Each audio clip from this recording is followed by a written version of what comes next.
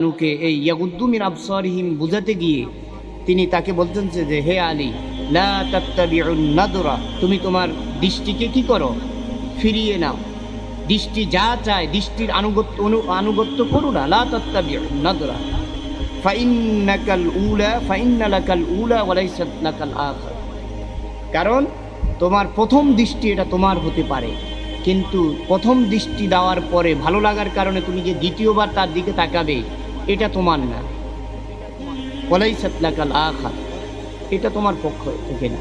প্রথম দৃষ্টি ক্ষমাযোগ্য, কিন্তু দ্বিতীয় দৃষ্টি আর কি হবে না, ক্ষমা হবে না। কারণ দ্বিতীয় দৃষ্টিটা দেওয়া মানেই হলো তুমি ইয়াগুদ্দু মিন আবসারিহিম, তুমি তোমার দৃষ্টিকে সংযত রাখতে পারলে না।